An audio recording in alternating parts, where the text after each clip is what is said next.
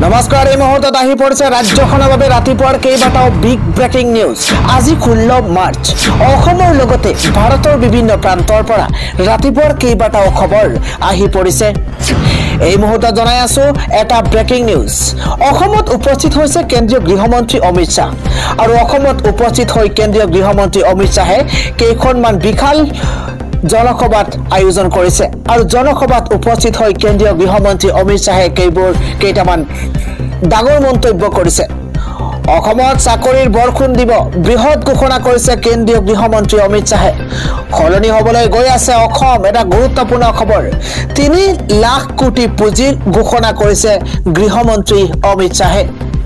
ঔদ্যোগিক বিকাশ উন্নয়নৰ বাবে অসমলৈ এই বৃহৎ পুঁজি কেন্দ্ৰৰ এক প্ৰকাৰে চাকৰিৰ বৰষুণ দিব অসমত। লাখ লাখ সংস্থাপনৰ কথা ঘোষণা কৰিছে গৃহমন্ত্ৰী অমিত শাহে। কেন্দ্ৰৰ পৰা অসমে লাভ কৰিব সৰ্বমুঠ 8 লাখ কোটিৰ বৃহৎ পুঁজি। ইতিমধ্যে 5 লাখ কোটিৰ MOU স্বাক্ষৰ সম্পন্ন কৰা হৈছে। কালি পুনৰ 3 লাখ কোটিৰ পুঁজিৰ ঘোষণা কৰিছে গৃহমন্ত্ৰী গৰাকীয়ে। এই বৃহৎ পুঁজিৰে অসম সলনি হৈ যাব বুলি বৃহৎ ঘোষণা কৰিছে গৃহমন্ত্ৰী অমিত শাহে। যি সময়ত চাকৰিৰ বাবে যুৱকে অসম এৰিছিল, এতিয়া অসমতেই পাব সংস্থাপন। বাহিৰৰ ৰাজ্যৰ নিবনুৱাইহে অসমলৈ খুদ বব বুলি ঘোষণা কৰিছে গৃহমন্ত্ৰীগৰাকীয়ে।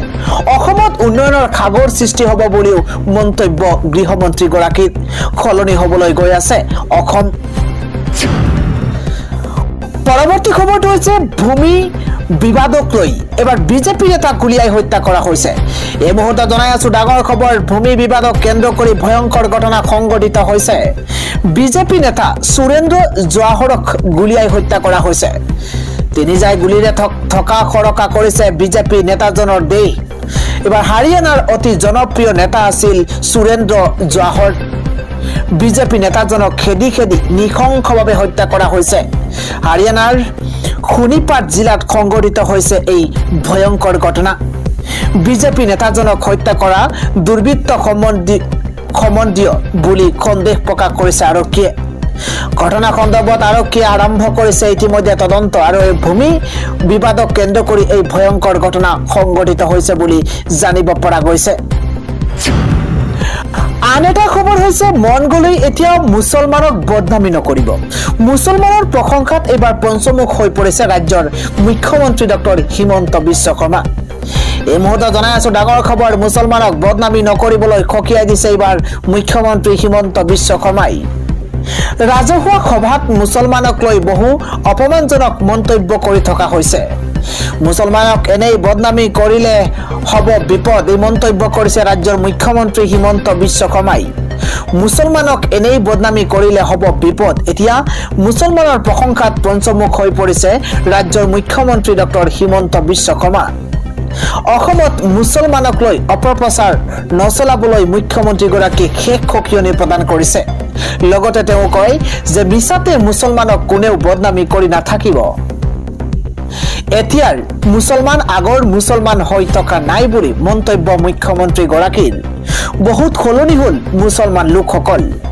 আজিকালি কোনো মুছলমান মানুহে এটাৰ ওপৰত বিয়া নকৰাই বুলি তেওঁ মন্তব্য কৰিছে। আজিকালি মুছলমান সমাজত 2-3টা বিয়া কৰোৱা নাই। এনেই মুছলমানক কিয় বদনাম কৰিব লাগে? মুখ্যমন্ত্ৰীগৰাকীয়ে কয় যে এতিয়া বহুত সলনি হ'ল মুছলমান লোকসকল। পৰৱৰ্তী খবৰটো হৈছে ৰাজ্যত পুনৰ ধুমুহা শিলাবৃষ্টিৰ এলাৰ্ট জাৰি কৰিছে বতৰ বিজ্ঞান কেন্দ্ৰই। 40ৰ পৰা 50 কিলোমিটাৰ গতিবেগত আহিব প্ৰচণ্ড ধুমুহা।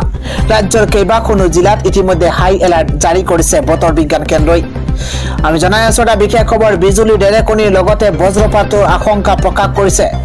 ঘণ্টাত 40ৰ পৰা 50 কিলোমিটাৰ গতিবেগত আহি আছে ধুমুহা বৰষুণ। ঘণ্টা 40ৰ পৰা 50 কিলোমিটাৰ গতিবেগত প্ৰচণ্ড ধুমুহা অহাৰ সম্ভাৱনা আছে। ৰাজ্যৰ ঠায়ে ঠায়ে হাই এলাৰ্ট জাৰি কৰিছে বতৰ বিজ্ঞান কেন্দ্ৰই। ৰাজ্যৰ 14খনকৈ জিলাত য়েলো এলাৰ্ট আৰু অৰেঞ্জ এলাৰ্ট জাৰি কৰিছে বতৰ বিজ্ঞান কেন্দ্ৰই।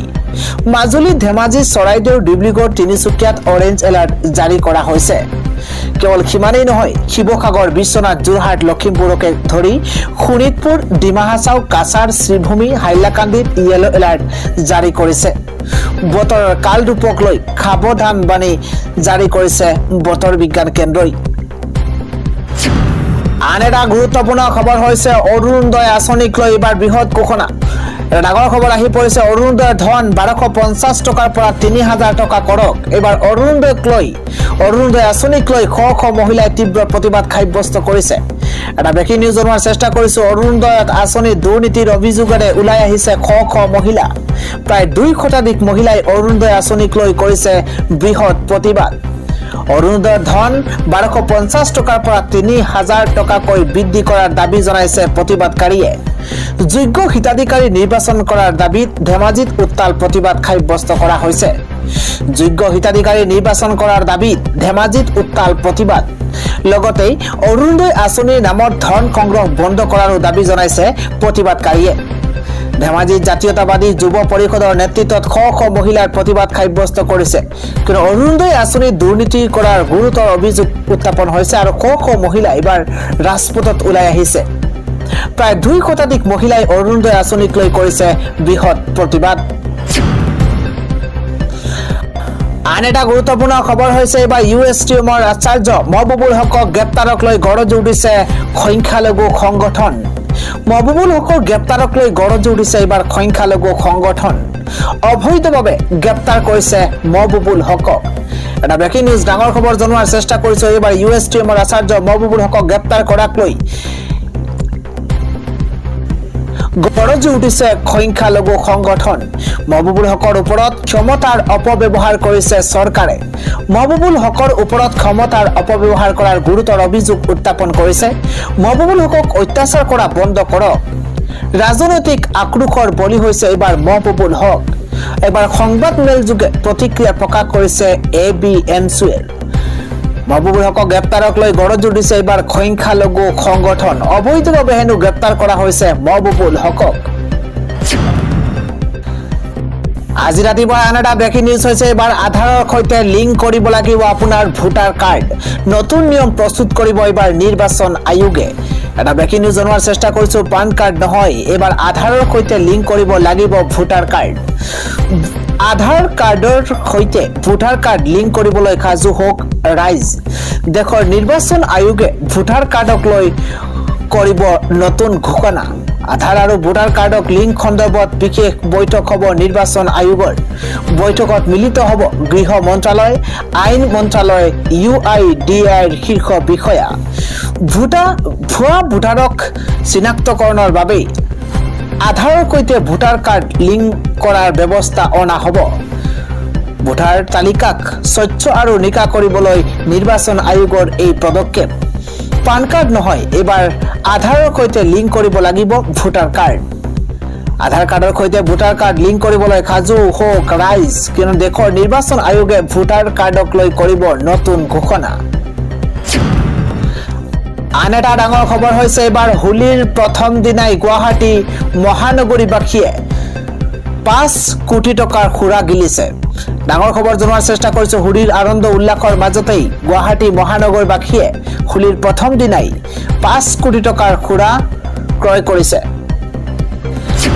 আন এটা খবৰ হৈছে ৰাইজৰ ৰুখত পৰিছে এবাৰ বিধায়ক পৰমানন্দ ৰাজবংশী ৰাইজৰ ধনু ললে পথৰ কামো নহল এবাৰ ৰাইজৰ ৰুখত পৰিছে খুদ বিধায়ক পৰমানন্দ ৰাজবংশী নিশা ৰাইজৰ ৰুখত পৰিছে বিজেপি বিধায়ক পৰমানন্দ ৰাজবংশী পথ নিৰ্মাণৰ নামত ব্যাপক দুৰ্নীতিৰ অভিযোগত এবাৰ ৰাইজৰ ৰুখত পৰিছে বিধায়ক গৰাকী পথ নিৰ্মাণৰ বাবে পঞ্চায়তৰ সহকাৰী অভিযন্তাই বিধায়কৰ নামত সংগ্ৰহ কৰিছিল ধন আৰু ৰাইজৰ পৰা অভিযন্তাই পথ নিৰ্মাণৰ নামত লৈছিল 30,000 টকা ৰাইজৰ ধন সংগ্ৰহ কৰিও পথ নিৰ্মাণ নোহোৱাত ক্ষুব্ধ হৈ পৰিছে জনতা বিধায়কৰ ভাষণ আবদ্ধ কৰি প্ৰশ্ন কৰিছে শতাধিক ৰাইজে বিধায়ক পৰমানন্দ ৰাজবংশীক আগচি ধৰি কথাৰে থকা কৰকা কৰিছে ৰাইজে চিপাজাৰৰ হাজৰিকা পাৰাৰ বিধায়কক ৰাইজে আগচি ধৰাৰ পাছতে উত্তপ্ত পৰিস্থিতিৰ সূচনা হৈছে ডাঙৰ খবৰ জনোৱাৰ চেষ্টা কৰিছো বিধায়ক পৰমানন্দ ৰাজবংশীক আগচি ধৰি কথাৰে থকা খৰকা কৰিছে এইবাৰ ৰাইজে আৰু চিপাঝাৰৰ হাজৰিকা পাৰৰ বিধায়কক ৰাইজে আগচি ধৰাৰ পাছতে এতিয়া উত্তপ্ত পৰিস্থিতিৰ সৃষ্টি হৈছে অৱশেষত এদিনৰ ভিতৰতে পথ নিৰ্মাণ কৰি দিয়াৰ প্ৰতিশ্ৰুতি দিছে বিধায়ক গৰাকীয়ে আন এটা খবৰ হৈছে মুছলমানলৈ এবাৰ সংৰক্ষণৰ ক্ষেত্ৰত বৃহৎ সকাহ এবাৰ কংগ্ৰেছৰ বিজেপিক এবাৰ ক্ষুৰদাৰ সমালোচনা কৰা হৈছে মুছলমানৰ সুবিধাৰ বাবে কংগ্ৰেছ চৰকাৰে কৰিছে বৃহৎ ঘোষণা ডাঙৰ খবৰ এই মুহূৰ্তত বিগ পলিটিকেল ব্ৰেকিং নিউজ মুছলমানৰ সুবিধাৰ বাবে কংগ্ৰেছ চৰকাৰে কৰিছে বৃহৎ ঘোষণা এবাৰ মুছলমান ঠিকাদাৰক 4% সংৰক্ষণৰ সুবিধা কংগ্ৰেছ চৰকাৰৰ মুছলমান ঠিকাদাৰক 4% সংৰক্ষণৰ সুবিধা দিছে কংগ্ৰেছ চৰকাৰে কৰ্ণাটকৰ মুছলমান ঠিকাদাৰক সংৰক্ষণৰ সুবিধা কংগ্ৰেছৰ কৰ্ণাটকৰ মুছলমানক ঠিকাদাৰক সংৰক্ষণৰ সুবিধা দিছে কংগ্ৰেছে চৰকাৰী কামৰ নিবিদাত 4% সংৰক্ষণ লাভ কৰিব মুছলমান ঠিকাদাৰসকলে চৰকাৰী কামৰ ঠিকা লাভ কৰা মুছলমান ঠিকাদাৰৰ ফুলিব কপাল এবাৰ কেবিনেট বৈঠকত মুখ্যমন্ত্ৰী সিদ্ধাৰামায়া ঘোষণাৰ পাছতে সৃষ্টি হৈছে বিতৰ্ক বিজেপিৰ মতে এয়া কংগ্ৰেছৰ সাম্প্ৰদায়িক ৰাজনীতি কংগ্ৰেছৰ মুছলমান প্ৰীতি ধৰা পৰিছে কৰ্ণাটকৰ কেবিনেটৰ এই সিদ্ধান্তত ৰাহুল গান্ধীৰ ইচ্ছামতেই মুছলমান ঠিকাদাৰক সংৰক্ষণ দিয়াৰ অভিযোগ এবাৰ বিজেপিৰ আন এটা খবৰ হৈছে এবাৰ যাম বুলি ভাবিলেও যাব নোৱাৰিব আমেৰিকালৈ কিয়নো 41খন দেশৰ ভ্ৰমণ ভিসাটো নিষেধাজ্ঞা জাৰি কৰিব ডনাল্ড ট্ৰাম্প চৰকাৰে হোৱাইট হাউচত কামবেকৰ পাছত এটাৰ পিছত আনটো চমকপ্ৰদ সিদ্ধান্ত লৈছে ডনাল্ড ট্ৰাম্পে এবাৰ 41খন দেশৰ নাগৰিকৰ আমেৰিকা ভ্ৰমণৰ ক্ষেত্ৰত নিষেধাজ্ঞা আৰোপ কৰাৰ পথত এইবাৰ ট্ৰাম্প প্ৰশাসন জানিব পৰা মতে সেই 41খন দেশৰ তালিকাত আছে পাকিস্তান ইৰাণ সিৰিয়াৰ দৰে দেশসমূহ অৱশ্য এতিয়াও কোনো চূড়ান্ত সিদ্ধান্তৰ কথা হোৱাইট হাউচৰ তৰফৰ পৰা ঘোষণা কৰা হোৱা নাই এই 41খন দেশক 3টা বিভাগত ভাগ কৰা হৈছে তালিকাত থকা 10খন দেশৰ নাগৰিকৰ আমেৰিকা ভ্ৰমণৰ বিচাৰ ওপৰত সম্পূৰ্ণ নিষেধাজ্ঞা জাৰি কৰা হ'ব পাৰে এই তালিকাত আছে ইৰাণ সিৰিয়া কিউবা উত্তৰ কোৰিয়া আফগানিস্তানৰ দৰে দেশ দ্বিতীয় তালিকাত আছে 5খন দেশ এই দেশসমূহৰ নাগৰিকসকলে ভিসা পোৱাৰ ক্ষেত্ৰত আংশিক নিষেধাজ্ঞা জাৰি কৰিব পাৰে ট্ৰাম্প প্ৰশাসনে কেইবাটাও নিৰ্দিষ্ট ক্ষেত্ৰত ভ্ৰমণ পঢ়া-শুনা অভিবাসনৰ ক্ষেত্ৰত ভিসাৰ ওপৰত প্ৰভাৱ পৰিব পাৰে এই তালিকাত আছে দক্ষিণ সুদান ম্যানমাৰ এৰিষ্ট্ৰিয়া হাইটি লগতে